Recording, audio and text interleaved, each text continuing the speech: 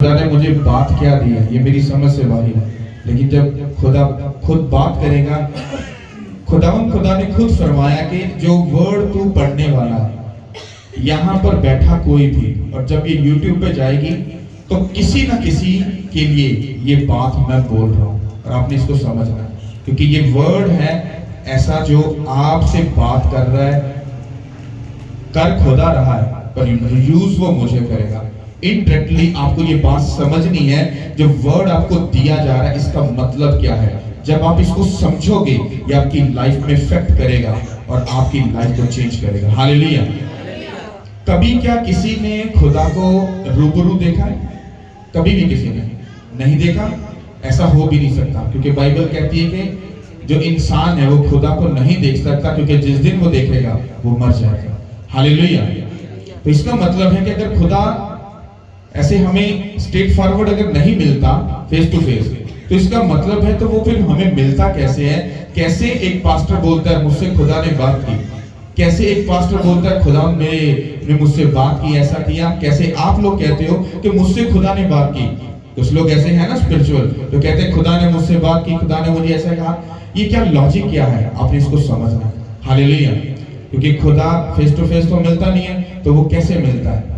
आपने ये बात याद रखनी है कि खुदा जब भी बात करता है, फर्स्ट ऑफ ऑल या तो वो अपने किसी मैन ऑफ गॉड के वसीला से बात करता है, या वो आपके ड्रीम में आकर बात करता है, या आपकी रोया में बात करता है, या वो जब आप प्रेयर कर रहे होते हो वो तब आपसे बात करता है।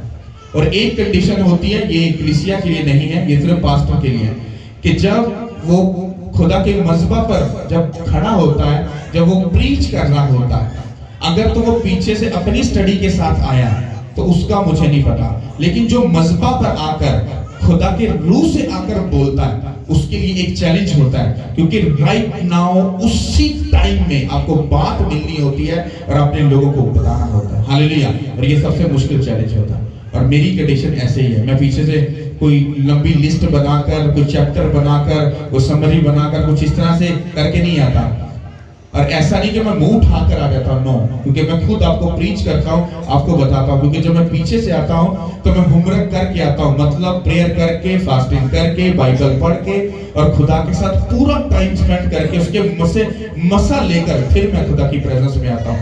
फिर मेरा बदन जो है वो पूरा खुदा के हाथ में होता है, मेरा दिल, मेरा दिमाग, मेरी सोच, मेरी अकल, मेरी हड्डियां, सब कुछ, एनीथिंग, सब कुछ खुदा के हाथ में होता है। फिर वही बोलता है और वही काम करता है। हालेलुया। कितनों को बात समझ आ रही है? हालेलुया। ये बात इनडायरेक्टली ये आपसे हो रही है, आपने इसको समझना है कि ये सारा माजरा क्या है। क्योंकि आज का वर्ड मेरी ये लॉजिक नहीं है, ना तो इसका टाइम चल रहा है और ना ही ऐसा कोई वक्त है कि मैं आपको ये बात बताऊं जो मैं पढ़ने वाला हूं। हालेलुया। तो आप लोग समझने के लिए तैयार हैं? कितने लोग समझने के लिए तैयार हैं? मैं आपको सच बोल रहा हूं, आप में से कई लोग ऐसे हैं जिनके साथ ये गुजरा होगा जो मैं पढ़ने वाला हूं, या किसी के साथ हुआ है, या किसी के साथ होने वाला है। लेकिन आज जब इस बात को आप सुनोगे, जब ये इंसिडेंट आपके साथ होगा, ये अगर आप पर बात आएगी तो आपको एक चुटकी में पता चल जाएगा, ये बात पास्टर जी ने बोली थी, अच्छा इसको मुझे इस तरह से समझना है, मुझे इसको पकड़ना है। और जैसे ही आप समझ जाओगे तो आपको आपकी उस बात का पता चल जाएगा जो खुदा ने डायरेक्ट आपसे की होगी।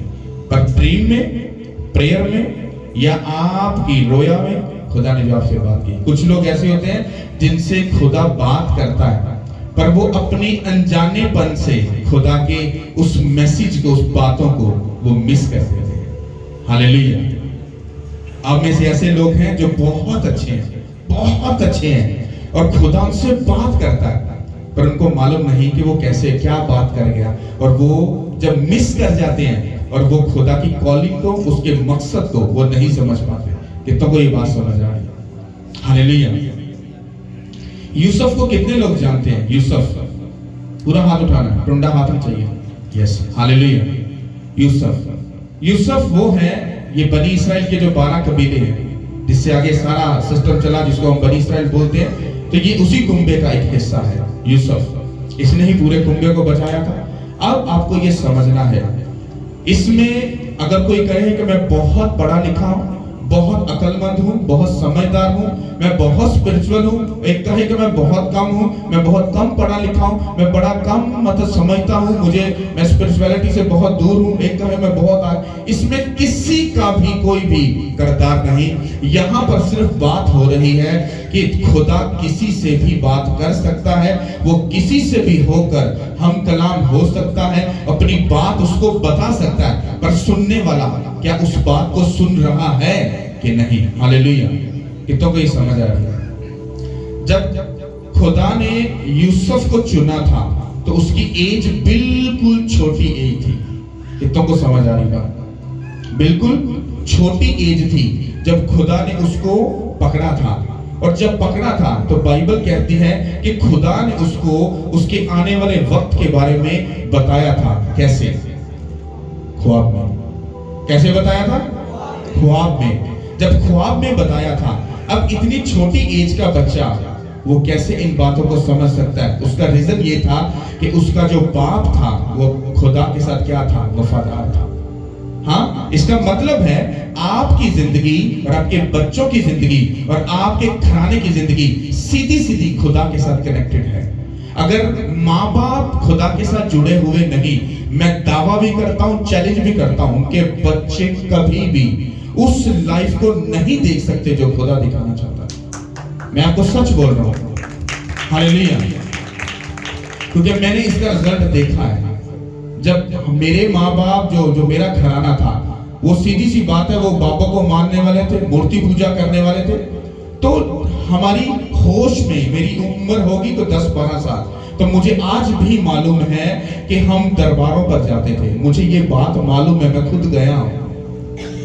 तो जब मैं उस कंडीशन में से होके आया हूं, इसका मतलब है कि मेरे बाप दादा का जो कर्ज था वो मेरी लाइफ में था। और जब हमें समझ आई, हमने तौबा की, तौबा तो कर ली, पर हमें तौबा करके चलने का पता नहीं था। हम बुद्धू बनकर जी रहे थे और तौबा करके भी सीधे होते होते ही बहुत कुछ नुकसान हो चुका था। फैमिली के बहुत से लोग मर चुके थे। खानदान के 80% जो लोग हैं वो मर चुके हैं। हालेलुया। रीजन क्या था? रीजन ये था, तौबा तो कर ली, लेकिन आगे जाने का रास्ता, किस राह से जाना है, कैसे जाना है, किस तरह से जाना है, इस नॉलेज नहीं थी। और ऐसा ही आज भी चल रहा है। प्रीचिंग सब जगह पे हो रही है, टीचिंग सब जगह पे हो रही है, कलाम सब जगह पे सुनाया जा रहा है, शिफा सब जगह पे हो रही है, पर आज भी मसीही लोग दुखी जिंदगी क्यों जी रहे हैं? क्यों? क्योंकि मसीह लोगों को सिर्फ इतना मालूम है, मुझे एक मीटिंग पे जाना है जहां पर बड़ी हीलिंग होती है, मुझे अपनी टेस्टिमनी को लेना है, मुझे अपनी हीलिंग को लेना है, और उसके बाद अपनी गवाही देनी है, उसके बाद भाग जाना, गायब हो जाना है। फिर 6 माह के बाद जब शैतान फिर पकड़ता है, फिर शर्मिंदा करता है, फिर रुसवा करता है, फिर भागते हैं। पादरी साहब वो काम थोड़ा सही होया सी, वो फिर खराब हो गया। काका तू किथे सा? वो पास्टर जी उधर फिर बिजी हो गया सा, फिर तू बिजी हो गया सा, तो फिर खुदा तेरे वास्ते एडा वेला ते है नहीं, हाँ, कि तेरे पीछे पीछे जाए वो खुदा। हालेलुया। क्यों? क्योंकि जब आप चर्च में आते हो तो आपको सिखाने के लिए, समझाने के लिए खुदा भेजता है, ताकि आप लोग उन बातों को समझ सको और वैसा चल सको जो खुदा चाहता है। कि तो कोई बात समझ आ रही है? लेकिन आज सिस्टम उल्टा पुल्टा है। आज इतो शफा मिल गई, सब कुछ मिल गया, बल्ले बल्ले, हाँ अपा जी फुल गवाही दी, सब कुछ दिता, जो काम खत्म हो गया, जो रिलैक्स हो गए, हाँ, वो तो रिश्तेदार भी याद आ गया, बुआ भी याद आ गई, मासी भी, चाची भी, ताया भी, सारे याद आ गए कि यार रोस ना जान दो।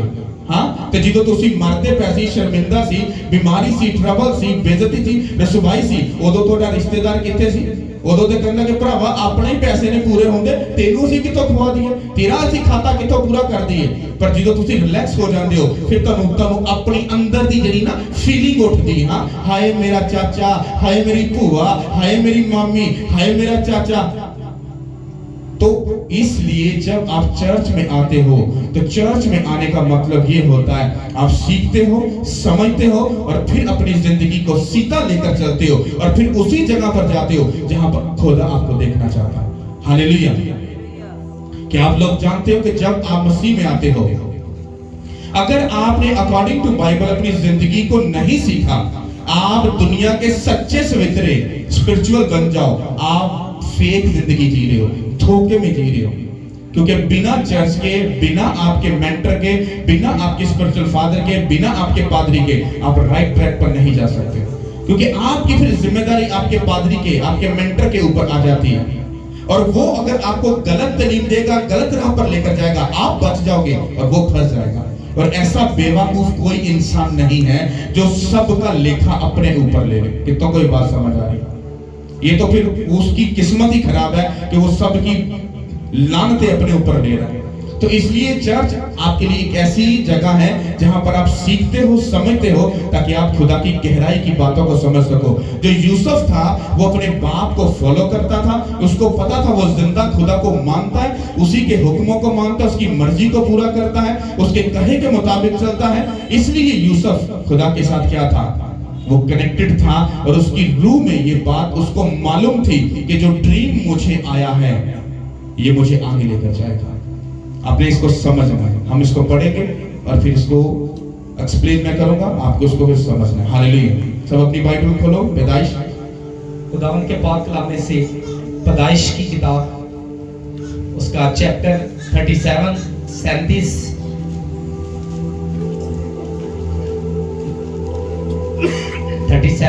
पैदाइश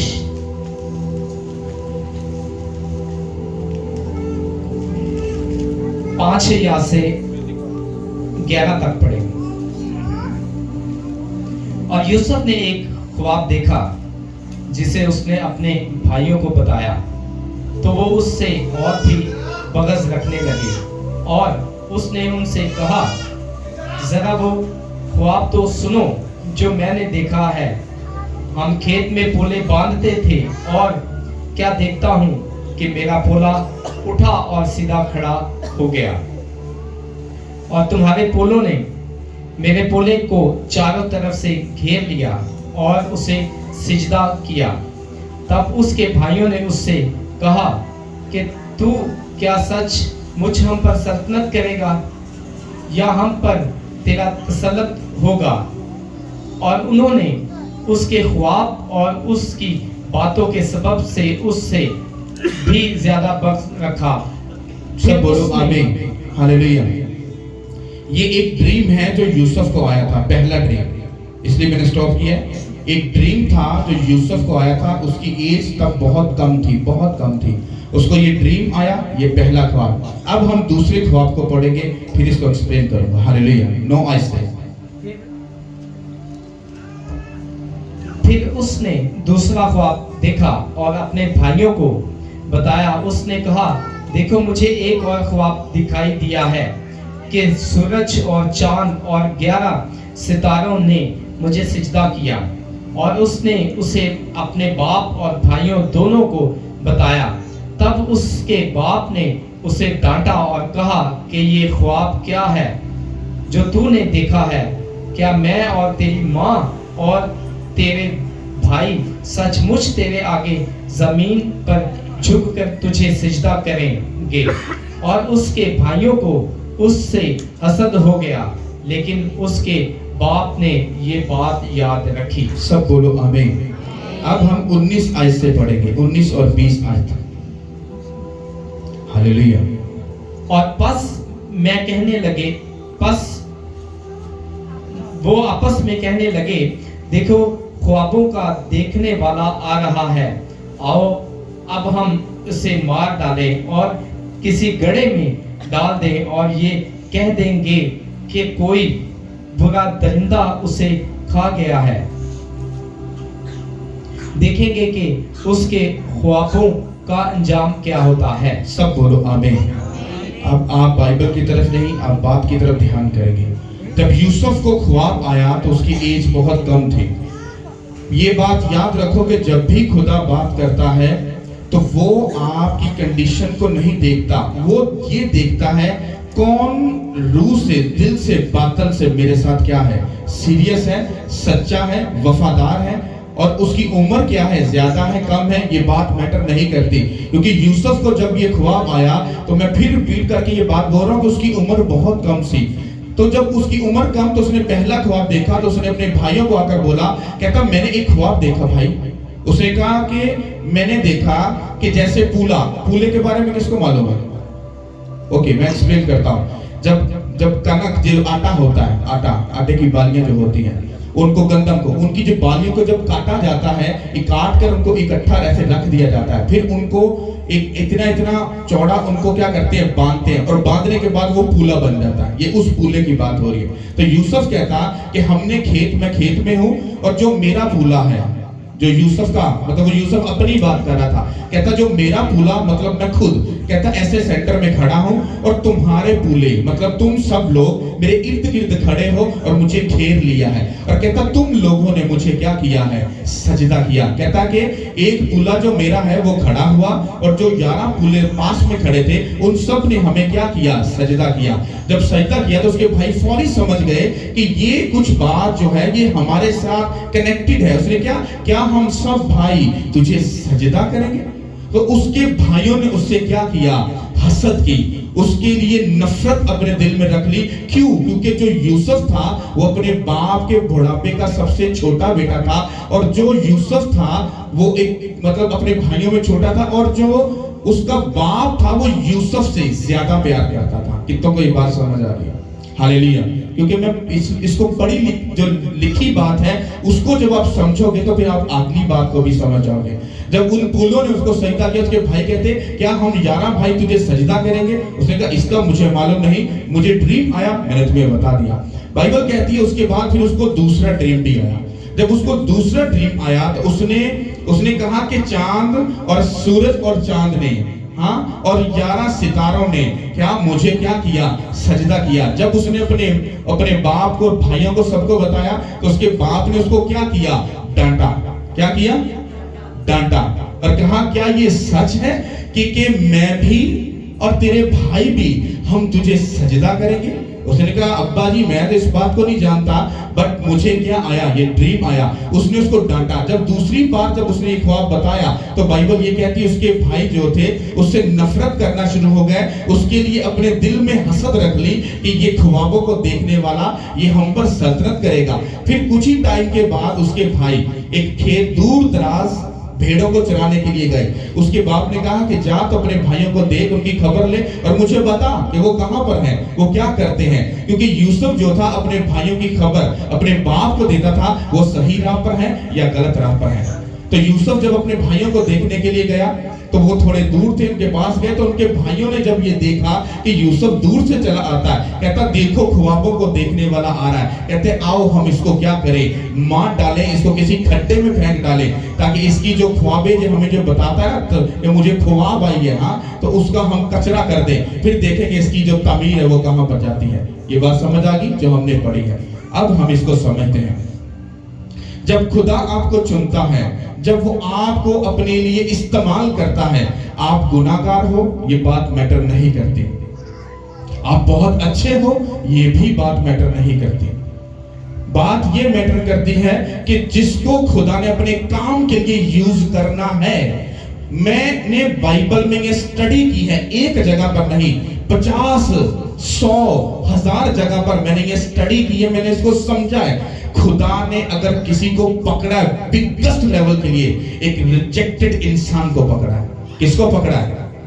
रिजेक्टेड का मतलब होता है एक ऐसा इंसान जो सबकी नजर में एक बेशर्म, एक निठल्ला, एक बेवकूफ, एक फजूल इंसान होगा। खुदा उसी को पकड़कर अपना काम लेता है। क्यों? क्योंकि अगर खुदा सबको नजर आ गया तो सब तौबा कर लेगा, हाँ, पर वो इनडायरेक्टली होकर काम करता है। कैसे?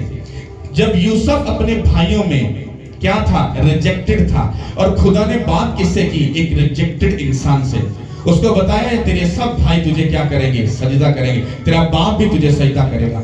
जब उसने अपनी बात अपने भाई और अपने बाप को बताई तो वो उससे और भी गुस्सा, नफरत तो पहले भी करते थे लेकिन उसके बाद वो ज्यादा नफरत करनी शुरू हो गए। जब वो ज्यादा नफरत करनी शुरू हो गए तो अब आप बताओ क्या यूसुफ की बात सुनी जाएगी, मानी जाएगी? ये सीधी बात आपके साथ कनेक्टेड होती है। जब खुदा आपसे बात करता है या उसने आपसे कुछ काम अगर लेना है तो वो अगर आप अपने आप को रिजेक्टेड समझ लो, मैं ये नहीं कह रहा कि आप अपने आप को जानबूझकर रिजेक्टेड बना लो, मतलब एक ऐसा इंसान बना लो कि जी मैं तो बेवकूफ हूं, मैं जाहिल हूं, मैं ऐसी बात नहीं कर रहा। मैं आपको बताने की कोशिश कर रहा हूं, अगर आप कम स्पिरिचुअल हो, अगर आप ज्यादा खुदा के, तो डोंट वरी, कोई ऐसी बात नहीं। लेकिन जब वो आपसे बात करता है तो वो आपको इधर उधर से नहीं, वो आपको अपनी आंखों से देखता है कि वो आपसे क्या चाहता है। जब वो आपको देखता है फिर वो आपसे बात करता है। बात वो कैसे करता है? ड्रीम के अंदर, रोया के अंदर। हाँ, वो आपसे इन लोकेशंस में आकर वो बात करता है, या आपको बड़ी गहरी नींद में जाकर वो आपसे बात करता है, या वो अपने मैन ऑफ गॉड के मुंह से वो बात निकालता है और अपने लोगों को बताता है कि मैं ये चाहता हूं। और जब यूसुफ के साथ ऐसा हुआ तो यूसुफ उस वक्त रिजेक्टेड था, क्योंकि खुदा यूसुफ से एक बहुत बड़ा काम लेने वाला था। क्योंकि जिस बनी इस्राएल का खुदा ने वादा किया था कि मैं अब्राहम की नस्ल को आसमान के तारों की मानद बढ़ाऊंगा, ये उसी के साथ एक कनेक्टेड एक बात थी। हालेलुया। और बाइबल कहती है कि यूसुफ को जब ये ख्वाब आया तो उसका ये मकसद ये था कि यूसुफ जब अपनी जवानी में जब जाएगा तो वहां पर जाकर उसकी वो बात क्या होगी? पूरी होगी। जब आप लोग खुदा के साथ चल रहे होते हो तो ऐसा नहीं है कि आप मसीह में आए और सब कुछ अच्छा हो गया, ऐसा नहीं होता। जब यूसुफ खुदा के साथ चलना शुरू हुआ, उसको ड्रीम मिला, तो उसी टाइम में उसके दुख भी शुरू हो गए। बात किसने की यूसुफ से? चलो ये बताओ, किसने की? किसने? खुदा ने। अच्छा, अगर खुदा ने बात की तो फिर खुदा ने यूसुफ को धिक्के क्यों खाने दिए? उसके भाइयों के हाथ में क्यों दे दिया? बाइबल कहती है कि यूसुफ को उन्होंने पकड़ा और एक खड्डे में फेंक दिया। जब खड्डे में फेंक दिया फिर उन्हीं के दिल में खुदा ने रहम डाला। सबसे जो बड़ा भाई था और कहता है इसको मारो मत, हम ऐसा करते हैं, एक वो पीछे से कबीला आ रहा है, आओ हम इसको क्या करते हैं, निकाल कर उनको बेच डालते हैं। हाँ, उन्होंने कहा ऐसा ठीक है, अगर हम इसको मार देंगे इसका कत्ल हमारे सर पर आ जाएगा। तो उन्होंने क्या किया, उसको वहां से निकाला। और जब वो आई थिंक सो बनी इस्राएल, उसका इस्माइल का वो कबीला था, वो उधर से आ रहे थे, वो मिस्र में तिजारत करने के लिए जा रहे थे। जब वो पास आए उन्होंने क्या किया, यूसुफ को निकाला और यूसुफ को निकाल कर उनको बेच डाला। अब जो बेच डाला तो वो उसको ले गए, वहां पर जाकर उन्होंने उसको पुतीफर एक हाकिम था, उस बादशाह का एक बहुत बड़ा उसका लीडर था, उसको उन्होंने बेच डाला। जब बेच डाला तो बाइबल ये कहती है कि यूसुफ उसके घर में टाकू पोचे का काम करता था। तो सोचो कि एक बंदे को खुदा बड़े लेवल पर लेकर जा रहा है, पर उसके साथ हो क्या रहा है? ज्यादती हो रही है। क्या हो रहा है? ज्यादती। क्या एक बंदे को खुदा बोल रहा है कि तेरा बाप तेरे भाई तुझे सजदा करेंगे, फिर वही बंदा दुखों में जा रहा है? वो बच्चा सोच सकता था, वो बच्चा कुछ कह सकता था, वो लड़का कुछ ताना मार सकता था, अगर तूने मुझे एक बड़े लेवल पर लेकर जाना है तो मुझे दुखों से तू क्यों होकर लेकर जा रहा है? क्योंकि दुखों से उसको लेकर जाने का एक मतलब था, क्योंकि वो अभी अपनी पक्की उम्र में नहीं था, वो कच्चा था अभी, और उसको पकाने के लिए, उसको मैच्योर करने के लिए खुदा ने उसको ऐसी तकलीफ से निकाला, क्योंकि जब वो बड़ा हुआ तो वो एक पक्का फल जो खुदा के काम को करने के लायक बन गया था। हालेलुया। क्योंकि जब आप मसीह में आते हो आप बच्चे होते हो। कौन से वाले? पैम्पर लगाने वाले छोटे बच्चे होते हो। लेकिन जब आप मसीह में आकर खड़े और अड़े रहते हो, वो आपको सिखाता है, समझाता है, वो अपने अगुवे के थ्रू आपको बहुत सारी बातें बताता है, फिर आप सीखते हो, फिर चलते हो, फिर आप उस पर चलते चलते फिर आप मैच्योर होते हो, आप अक्लमंद होते हो, और एक टाइम ऐसा आता है आप खुद रूहों को बचाते हो। हालेलुया। और बाइबल कहती है कि जब वो पोतीफर के घर में टाकी पोछे का जब काम करता था, फिर क्या हुआ? अब सुनो। फिर उसी के घर में उस हाकिम जो वो लीडर था, उसकी बीवी यूसुफ के ऊपर उसने बुरी नजर रखी। कितनों को ये बात मालूम है? उसने कहा कि तू मेरे साथ गलत रिलेशन रख। उसने कहा नो। उसने कहा तेरे गलत रिलेशन के चक्कर में मैं खुदा का गुनाहगार भी बनूंगा और अपने मालिक का भी क्या बनूंगा? गुनाहगार बनूंगा। उसने कहा शट अप। उसने कहा अगर तू ऐसा नहीं करेगा तो मैं तुझ पर इल्जाम लगा दूंगी और तुझे फंसवा दूंगी। उसने कहा आई डोंट केयर, कोई फर्क नहीं पड़ता, तू जो करना तो कर ले। बाइबल कहती है कि जब वो भागने लगा उसने उसके कपड़ों का एक टुकड़ा था वो पकड़ लिया और उसने शोर डाल दिया। उसने कहा कि तेरा जो तू गुलाम लेकर आया था, उस गुलाम ने मेरे साथ जबरदस्ती की, उसने मेरी इज्जत पर हाथ डाला, उसने मेरे साथ ऐसा किया। और उसका मालिक उस पर गुस्सा हुआ और उसने यूसुफ को पकड़कर क्या किया? जेल में डाल दिया। तुम इमेजिन करो एक बड़ी बंदे एक बड़े लेवल के लिए खुदा इस्तेमाल करने वाला है और उसकी जिंदगी में कैसी चीजें हो रही हैं। आज का अगर मसीह हो ना, हाँ, तो वो ਉਹ ਤੇ ਭਾਈ ਜੀ ਮੈਂ ਕਹਿੰਦਾ ਫੱਟੇ ਚੱਕ ਦਵੇ ਉਹ ਕਹੇ ਲੈ ਦੱਸ ਤੂੰ ਗੱਲ ਕਰਕੇ ਜਾਵੇਂ ਤੇ ਜਾਵੇਂ ਕਿੱਥੇ। आज हमारे में बर्दाश्त नहीं, हम अपनी जर्नी को, अपनी डेस्टिनी को, अपनी मंजिल को नहीं समझ रहे, हम कैसे आगे जाएं। आप लोग समझते हो क्रिश्चियनिटी या मसीहत एक ड्रामा, एक मजाक है, बस आ जाओ ਆਪਾਂ जीते गए, ਆਪਾਂ ਤੇ यीशु मसीह दे लहू ना खरीदे हैं, हाँ ਆਪਾਂ को कोई टेंशन नहीं। ये आपका दिमाग का एक धोखा है, ऐसा नहीं है। मेरा ये चैलेंज है, मैं प्रैक्टिकल इन चीजों को करके आया हूं। अगर आप अपनी जिंदगी में दुखों में से गुजर कर नहीं गुजरे, मेरा ये चैलेंज है, आप पक्के मसीह नहीं हो, अभी आप कच्चे हो। हालेलुया। और बाइबल कहती है कि जब यूसुफ को उसके ऊपर जब इल्जाम लगा तो उसके ही मालिक ने उसको पकड़कर क्या कर दिया, जेल में डाल दिया। जब वो जेल में चला गया, उसने खुदा को ताना नहीं मारा, उसने उसकी बेइज्जती नहीं की, उसने कुड़कुड़ाया नहीं, उसने कुछ नहीं कहा, वो चुप रहा और चुप रहकर अपनी कैद में रहा, अपनी कैद काटता रहा। फिर उसी हाकिम का जो बादशाह था उस मुल्क का, उसके दो नौकर थे, एक वो था जो उसको मैं पिलाता था, एक वो था जो उसको खाना खिलाता था। उन दोनों ने भी कोई ऐसी गलती की, उस बादशाह ने उसको दोनों को पकड़ा और उनको भी जेल में डाल दिया जहां पर यूसुफ था। मैं ये स्टोरी आपको इसलिए बता रहा हूं ताकि आपको समझ आए कि जब हम मसीह में चलते हैं वो किन किन रास्तों से हमें लेकर जा सकता है। और आप नहीं कह सकते कि ऐसा नहीं हो सकता, वो कुछ भी कर सकता है क्योंकि वो खुदा है और तुम इंसान हो। हालेलुया। जब वो दोनों नौकर भी उधर आए, वो भी उसके साथ रहना शुरू हो गए। फिर उन दोनों नौकरों को ख्वाब आया।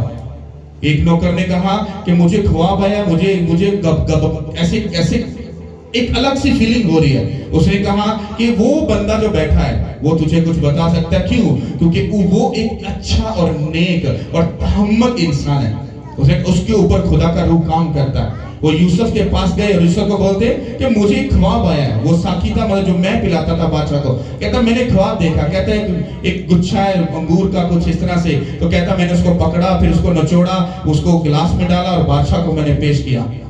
उसने कहा तेरे ख्वाब की तमीर ये है कि आज से 3 दिन के बाद बादशाह तुझे माफ करके तेरी सीट पर तुझे दोबारा पे खड़ा कर दिया। वो बड़ा खुश हुआ। दूसरे ने सुना कि इसने उसको अच्छा जवाब दिया, कहता मैं भी अपना ड्रीम बताता हूं। उसने जब उसको अपना ड्रीम बताया तो ड्रीम बताने कहता कि मैंने एक ऐसा थाल देखा है जिसके ऊपर खाना पड़ा है और ऐसे अनाज पड़ा है और कव्वे और चील आते हैं, उसको नोचते और खाकर और उसको ले गए हैं। कहता तेरे ख्वाब की तमीर ये है कि आज से 3 दिन के बाद बादशाह तेरे तन से तेरे सर को उड़ा देगा। और वो दुखी हुआ। और हुआ क्या कि जब वो दोनों को 3 दिन के बाद बादशाह ने अपनी महफिल में फिर दोबारा से हाजिर किया तो बाइबल ये कहती है कि जो मैं पिलाने वाला था उसके साथ वही हुआ जो यूसुफ ने बोला। और उसके बाद जो खाना खिलाने वाला था उसको बादशाह ने हुक्म दिया कि इसको फांसी दे दो, इसका जो सर है इसके बदन से अलग कर दो। और जब एग्जैक्टली सब कुछ हुआ तो तब यूसुफ ने उन दोनों को जाते वक्त ये कहा था कि मुझे याद रखना और बादशाह से जरूर मेरी सिफारिश करना क्योंकि मैं बेगुनाह हूं। और बाइबल कहती है कि वो जो बंदा साकी था जो मैं पिलाने वाला था वो भूल चुका था उस बात को। फिर बादशाह को भी ड्रीम आता है। मैं आपको बता रहा हूं खुदा कितना गहरा है। मैं आपको एक ड्रीम की लंबी लिस्ट में लेके जा रहा हूं ताकि आपको समझ आ सके कि खुदा सब कुछ वैसे भी कर सकता है लेकिन उसके बात करने का तरीका कुछ अलग है। फिर उस मुल्क के बादशाह को ख्वाब आया।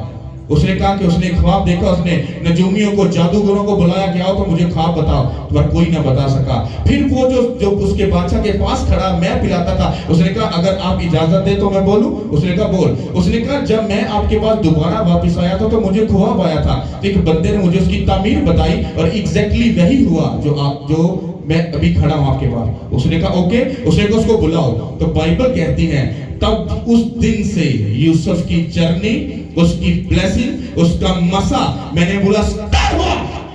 जब यूसुफ आया उसने कहा मुझे ख्वाब आया इस तरह से। उसने कहा मैं बादशाह को तेरा उसका ख्वाब बताऊंगा।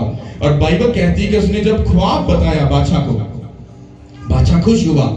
उसने कहा 7 साल अच्छे होंगे उसमें तू फसल इकट्ठी करना और 7 साल बुरे होंगे जिसमें काल पड़ेगा और वही अच्छी फसल जो तू इकट्ठी करेगा वो अगले 7 साल में तू उसके साथ गुजारा करेगा। तू खुद नहीं, तेरे पास दुनिया से लोग आएंगे और तुझसे मदद मांगेंगे। हालेलुया।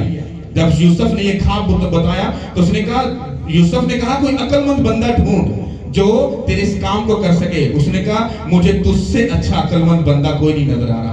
कहता मेरे तख्त को छोड़, कहता ये पूरे तख्त का अख्तियार मैं तेरे हाथों में देता हूं। आज से तू इसका लीडर, इसका बादशाह, तू इसका अगवा, तू इसका पास्टर, कहता संभाल ले सकता है। हालेलुया। तुम देखो स्टोरी चली कहां से, एक छोटा सा बच्चा, हाँ, और एक आई थिंक 130 साल की उम्र में जाकर वो बादशाह की सीट पर बैठ गया। और बाइबल बताती जो मिस्र की बादशाही है ये दुनिया की सबसे बड़ी बादशाहियों में गिनी जाती है। हालेलुया। स्ट्रॉन्ग बादशाही, स्ट्रॉन्ग किंगडम। और उसका यूसुफ क्या बना, एक छोटा सा बच्चा, एक रिजेक्टेड इंसान, अपनी फैमिली से, अपने घर से रिजेक्टेड, और कई साल के बाद वो क्या बन गया, बादशाह बन गया। फिर उसके ड्रीम का फिर टाइम आया। उस मुल्क में 7 साल उन्होंने अच्छी फसल काटी, सब कुछ किया, और जब पूरे 7 साल आए तो पूरी मुल्क में, पूरी दुनिया में काल पड़ा। और जहां पर उसके 11 भाई और उसका बाप रहते थे वहां पर भी अनाज खत्म हो गया। उनको मालूम पड़ा कि मिस्र में कनक है, उधर अनाज मिलता है। वो उधर गए लेने के लिए। जब उधर गए तो यूसुफ ने अपने भाइयों को पहचान लिया।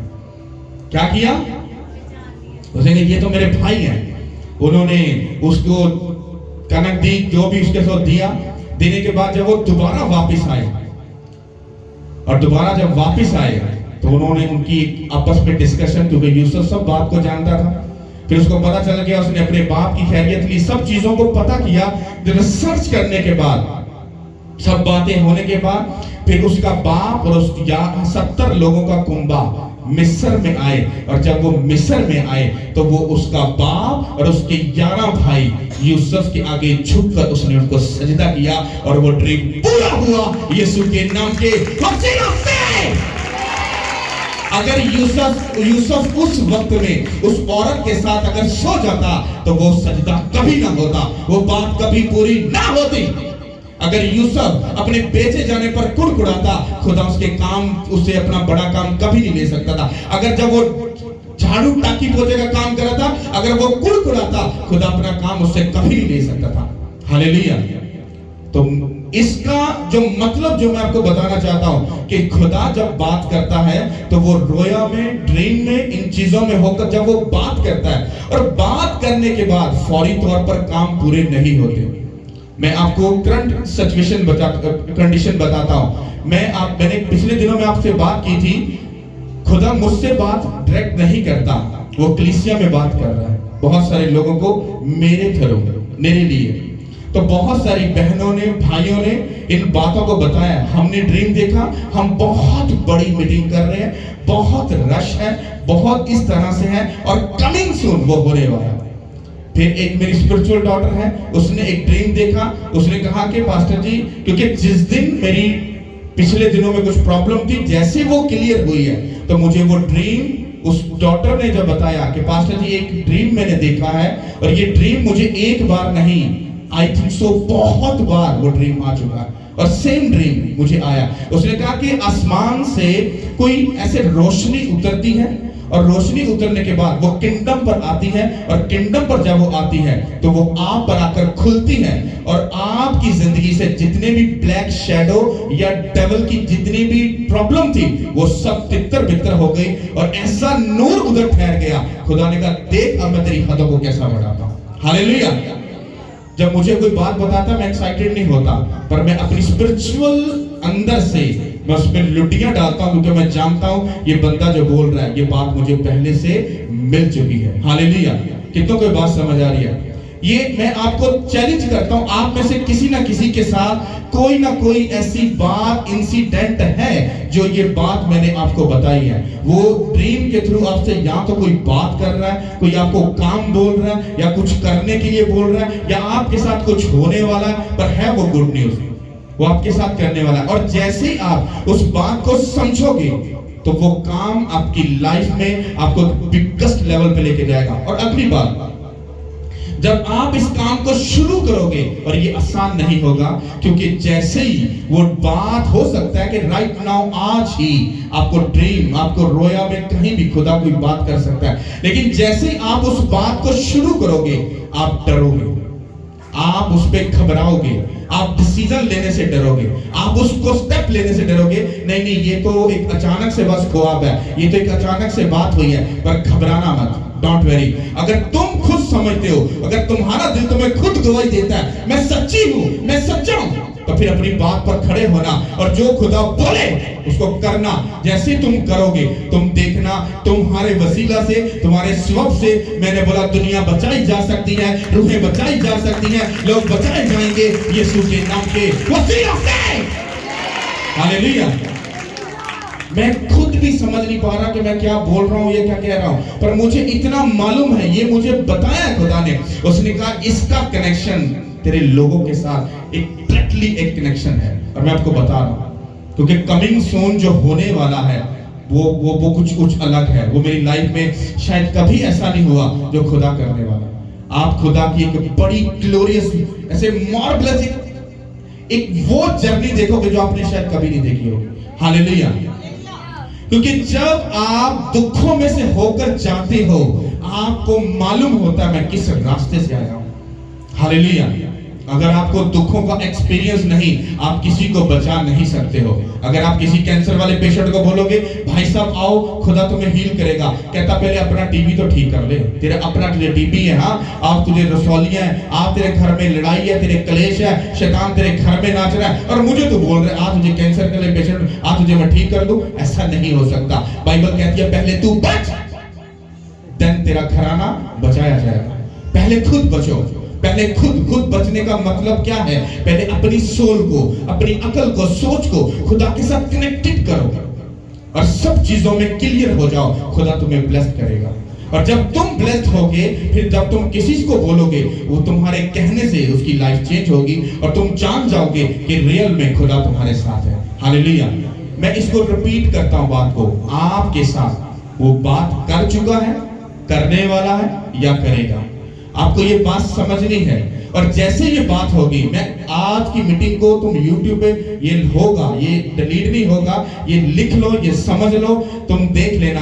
अगले संडे, फ्राइडे, सैटरडे, आगे किसी भी दिन में ये बात उभर कर बाहर आएगी कि जब आपने बोला था, हमें ये ड्रीम आया था, ऐसा हुआ था, और वो पूरा होता हुआ भी आपको नजर आएगा। हालेलुया। कि तो ये बात समझ आ रही है? क्योंकि कुछ बातें ऐसी हैं जब होती हैं तो वो फौरी पूरी नहीं होती, उसको एक सिस्टम में से होकर गुजरना पड़ता है। हालेलुया। किन्हें समझ है? सच सच दोस्तों, किन्हें समझ है? सब बोलो आमीन। मैं आपको खुद बोल रहा हूं, खुद मैं आपको खुद बोल रहा हूं। मुझे नहीं पता ये आज क्या सरमन था, बट ये आप लोगों के लिए था, और आपके वसीला से ही ये मेरे लिए था। अगला भेद क्या है?